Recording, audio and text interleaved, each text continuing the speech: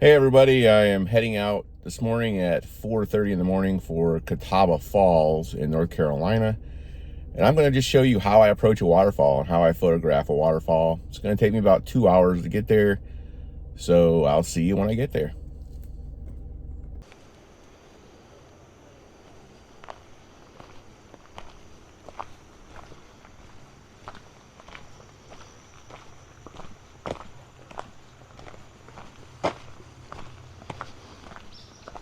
Okay, well, I'm here at Catawba Falls River Trail in North Carolina. And really the goal for today is just to kind of preview this place a little bit, but also to show you how I photograph waterfalls. I've got the Sony A9 with me today. I've got the Sony 16 to 35 millimeter wide angle lens, and so I think it'll be a good educational video and a good travel video too. Anyway, I'll talk to you again when we get on location. Essentially, you're following Catawba Creek here, as you can see, and I'm sure there's some photo ops along here as well, but this area is really kind of entering the mountains of North Carolina. It's really right before you get to Asheville. There's a lot of just beautiful locations along here. As you can see, look at the river here, the creek. It's beautiful. Nice little trail here so far. Very accessible. Quite a few people here today because it's Saturday.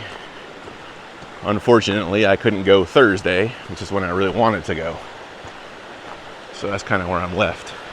Getting ready to cross this bridge here. There's an old building here that you can see. It's kind of neat.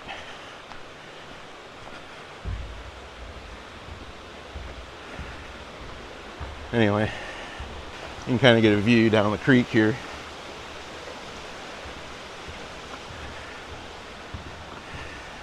I wanted to stop here along the trail for just a minute. You can see a lot of trash up in there.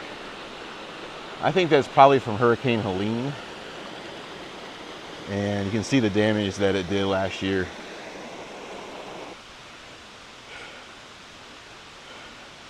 Okay, I'm finally here. And you know, Gavin Hardcastle always says his face feels like a seal that's been in the heat for like 3 hours. Well, I feel like, since it's North Carolina, I feel like a pig that's getting ready to go to slaughter. That was not a long hike, but a strenuous hike with a 20-pound pack. Let me just say that these steps do not improve anything. They make it harder and horrible. Look at all these things. It's crazy.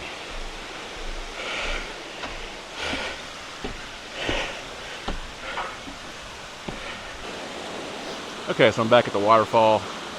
Now, the first thing I try to do is I try to look and get kind of the full lay of the waterfall. And I'm going to try initially to get a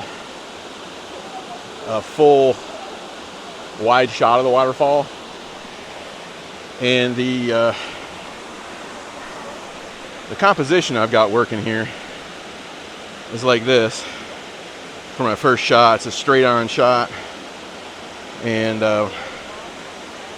you can see I am at f13, 2.5 seconds, and let's see what we end up with here. A 10-second timer. Okay, let's talk a little bit more about the framing and what I like and don't like about this first composition. If you look at this shot, first of all, you're going to notice that actually the waterfall, and maybe you wouldn't know this not being there, but actually the waterfall is leaning backward. And that is because I'm using a little bit wider lens and I'm tilted up a little bit. And when you tilt up, it tends to just, you know, push everything back and down. I'm shooting the original 16 to 35 G Master here at f13, 34 millimeters. I'm at ISO 100 and this is 2.5 seconds, I believe. So what I would do in a shot like this, I've noticed here that on the left side, it has a little bit more trees and rocks than I really want. It's not really forcing my attention heavily to the middle, although it's not a half bad shot. It would not be my final pick. I think it's got decent framing here with these rocks on the right side and the left side, but we're not really emphasizing the waterfall. This waterfall is a lot bigger than the way it looks here. I don't think it does it justice. I think it looks kind of like a small trickle, and that's not this waterfall at all. And this is why you need to really pay attention to how you frame or compose your image and what lens selection. So the reality is this first shot doesn't really do it for me. If I cropped it, would it be better? Yeah, but then I'm going to lose a lot of megapixels. I would crop this, first of all, with 8x10 if I was going to do it. I would crop out a lot of this water down here at the bottom, and I would crop out probably, I don't know how many, probably right there to the left of the main waterfall. I would crop some of that out. So anyway, let's move on. So I'm going to take a couple of these bracketed. Okay. I'm going to bracket even more by going to 6 seconds. I'm focused on the falls itself.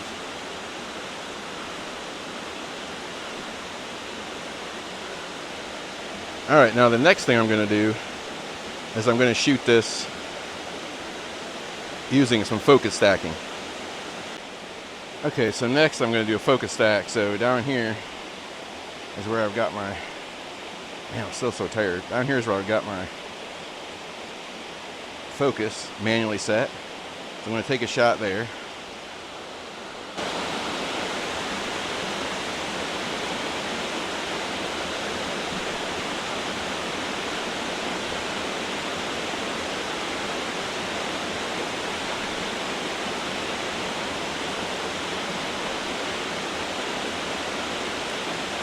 All right, I'm going to move my focus point up, and I'm going to focus about midway up the falls, and right in there, take a shot.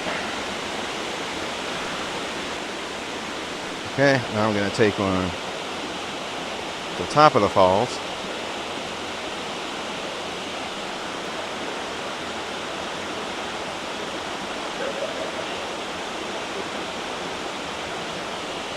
Take a shot. Okay, now I'm taking one at a faster shutter speed, and this is to ensure that I've got a little less soaky waterfall and less foliage blowing in the wind. And these will all be stacked together in post. And this is how the shot ended up looking. I ended up not cropping out the water at the bottom. If I were going to actually sell this image, I definitely would. I would definitely crop it in more. But I've got better shots to look at, so let's move on. Okay, so for this next shot, I'm focusing on this lower cascade here. I'm going to shoot that at looks like about 35 millimeters. And I'm shooting at eighth of a second. ISO 50. Let's change that. Take it to f13. And about 6 seconds.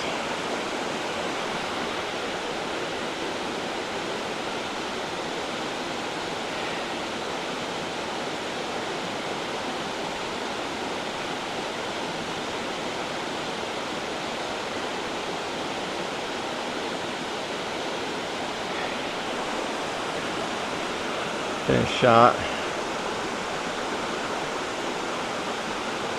There's a little more polarization. Okay, so whenever I go out on a photo shoot, particularly a waterfall, but even other things like wildlife and so on, you always want to, in my opinion, compose a horizontal shot and see what you think of it. Because you may be missing out on whether it should be horizontal or vertical. And each one will have a different feel. It'll expose different features of the landscape. And so that's what I did here. I took pretty much the same focal length. It was a 31 millimeter f13 ISO 50 6-second exposure to blur some of that water. It gives you a different perspective. Did I end up liking it? No, and we'll see that in a little bit. But I wanted to do it anyway just to show you. What it does do is it gives you a little more perspective on the scene. It shows the size of the waterfall a little more. I think it shows more greenery. It shows that bottom rock almost completely. I don't like the composition here because this big rock down here at the bottom is a great focal point, but I don't like the low water flow over it on the left side over here in the photo. I love the little falls to the right that's going behind the rock over here. But that just seems, and this is just opinion. You may love it. I don't know. I also don't like the fact in the top right corner, we have 4 or 5 of these posts that are coming down from the staircase that they put in. Again, not a fan of that. But I ended up not liking this photograph, but it just shows you that you need to be creative, you need to take time, and you need to make your shot count. Because you only get one shot at this. If it's 2 or 3 hours away, guess what? You got to drive 2 or 3 hours back again just because you forgot to do a horizontal or because whatever compositional issue occurred. So take as many shots as you can, digital film is free, right? Anyway, let's move on. All right, so I'm coming a lot closer on the waterfall.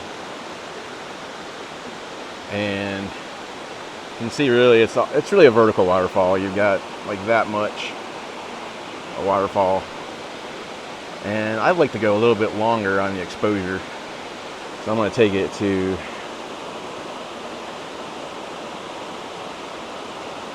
about 13 seconds.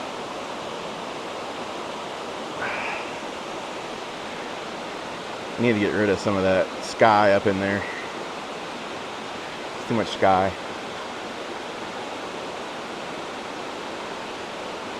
And check focus. Focus looks good.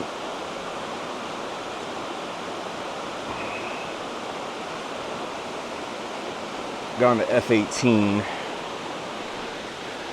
And you're going to end up with something like this.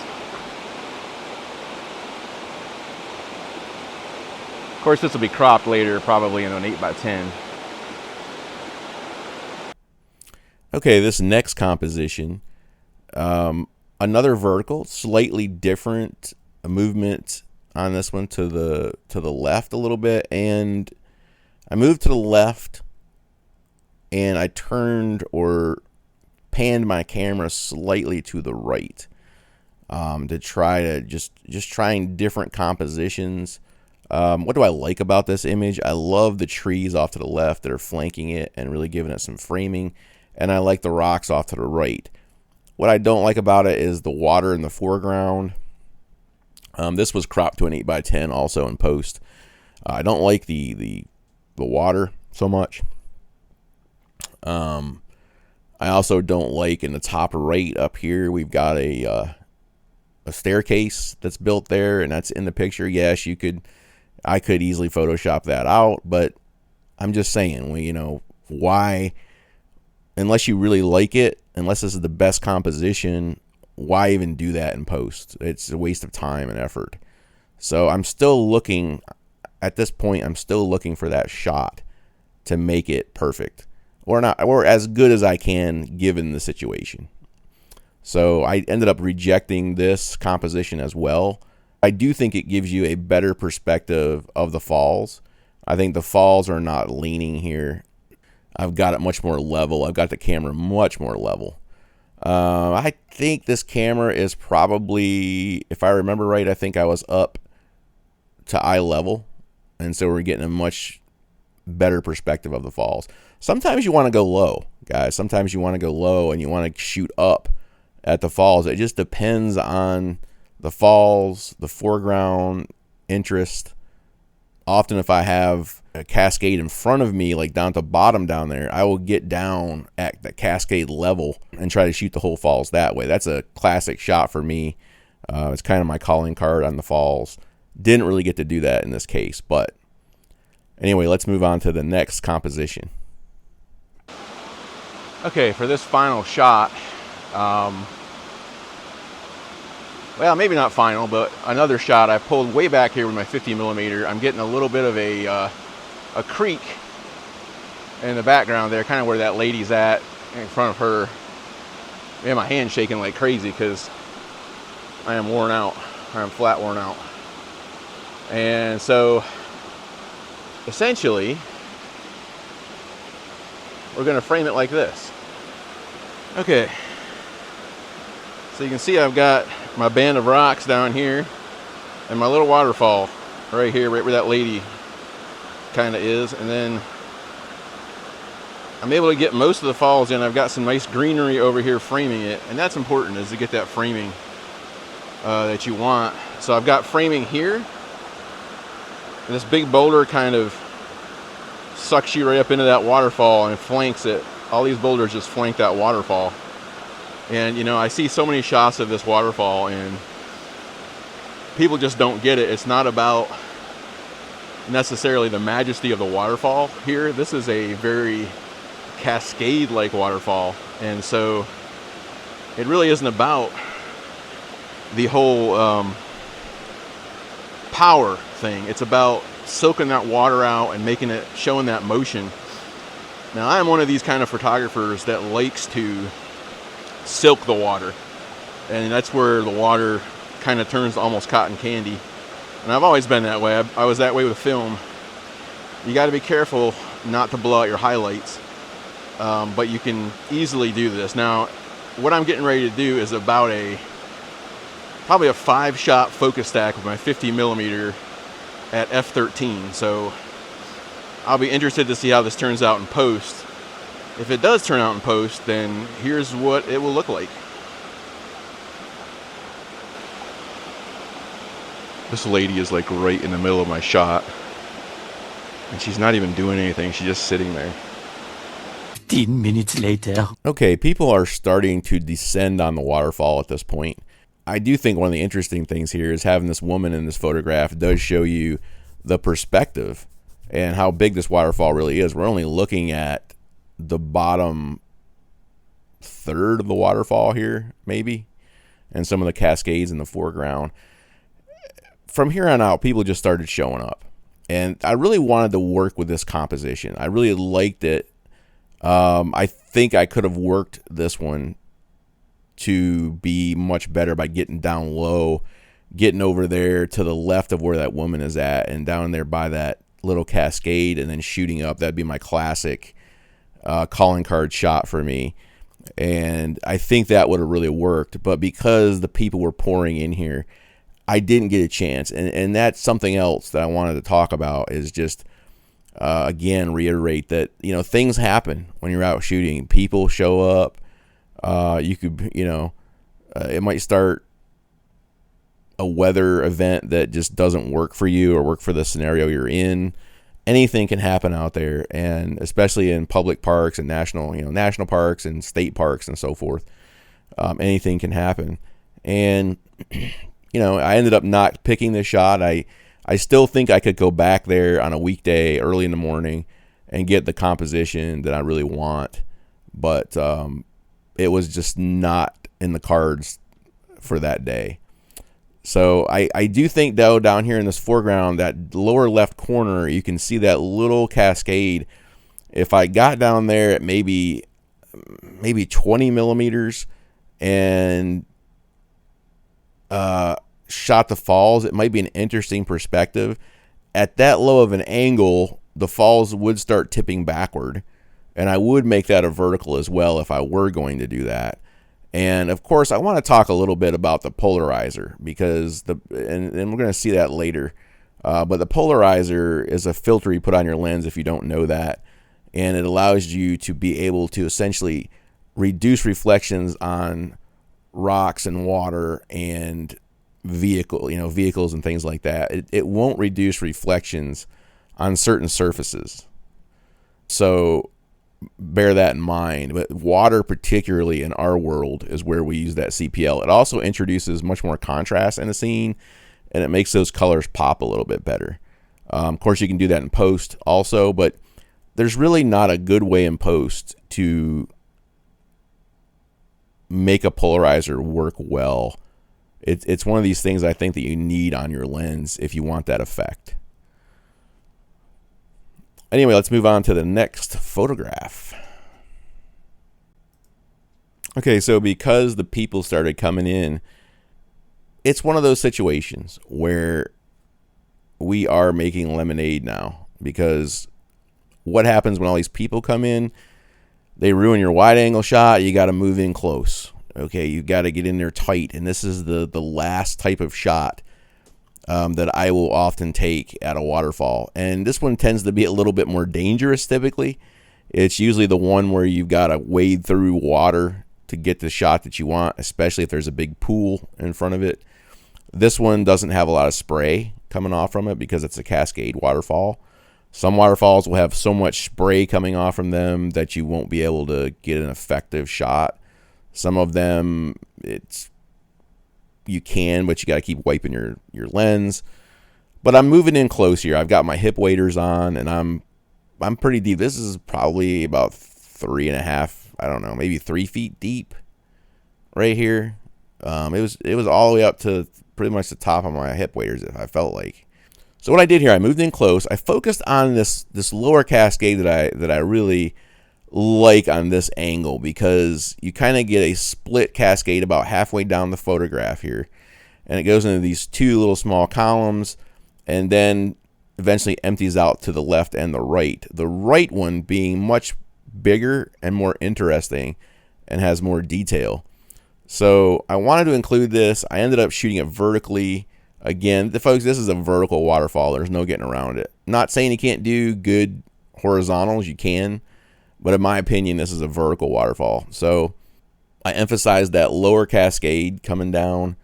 I really like, this is with my 50 millimeter f13, 4 seconds. I really like the polarization here that really makes those yellows and greens pop in this scene. I love all the lichen here and so forth. Just looks good. You got some ferns, little ferns popping out over there, and mosses and so on. This is almost the shot that was the best shot of the day. But this composition will make the cut, and so will the next one. So I don't have any more video of me on site here because there were so many people. It was so loud. And so the final image that's coming up now is really the one that I went with. This is the best composition of the day, and I'm going to explain why here. Okay, so this last image has everything really that I'm looking for in a photograph. It has impact. We're in close. We've got lots of detail. The 50 millimeter here has really brought out stunning detail. I I didn't really have to add any sharpening to this. It's just really sharp as it is. I may have added a little bit of detail sharpness, not much at all though. And that's the beauty of that 50 millimeter. And don't forsake the 50 millimeter as a waterfall lens. Trust me, it can do some really cool, interesting, isolated type shots that other people may or may not be getting. And so this final shot, it does it for me in a lot of ways. I like, first of all, that the lower third of the image, almost to the halfway point, is filled with this lower cascade that we just saw. It really draws my eyes directly into that right off the bat, and it just feels calming. I love that. It's flanked on the left as we go up to about the halfway point. It's flanked on the left by some boulders. It's flanked on the right by another boulder that also has some very interesting ferns and greenery in there. I love the yellows and the greens. This is late July in North Carolina. Or mid-July, really, late July, somewhere in there. I love the second tier up toward the top, say the top third.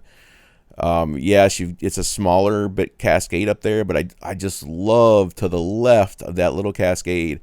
I love the greens and the yellows on that boulder right there sticking out, that rock face actually. I just love those yellows and greens. When I was painting, I love to try to recreate that yellow and that green that I'm seeing here, and it really pops. That polarizer makes it pop. I added just a tiny, I needed almost no vibrance, maybe a tiny bit of clarity, but that's it. I really did nothing to these images except, lighten and darken, contrast, dodge and burn, that type of thing. I can't complain. It was a pretty good shot for the day. I think there were better ones that could have been had there, and I hope to return there someday again, trying to work my way through all the waterfalls of North Carolina in my lifetime that are accessible. And so honestly, to kind of wrap it all up, I think it was just a great day. I think it was unfortunate that they've done some of the things they've done to the site there to try to quote improve it. People are gonna, it's a free country. People are going to be going to these national parks, and they have the right to stand in front of you. They have the right to get in and swim in front of you. Enjoy it. Enjoy the kids. Enjoy watching them have fun. It's just what life is, right? I know that I'm kind of an introvert, and I would have rather had been me and maybe somebody else, or just me. Being there by the falls and enjoying them. But that's not the reality that generally speaking we live in with some of these better locations. So I want to thank you for watching it. There's more to come. We've got some really cool stuff coming this year on wildlife. I've got an Atomos now for my camera, as you saw in the images, and that is going to be really, really cool when I start doing more on-site videos on how to photograph wildlife, and you're going to be able to actually see what I'm seeing. Anyway, thanks for watching. Make it a great day, and of course, get out there and enjoy nature. Bye-bye. Hey, thanks for watching this video. If you really want to help me out, and I hope you do, please click like and subscribe below. I know we all say this, but the fact is, there's nothing better that helps us than you being involved, than you watching these videos, and your support. Thanks a lot.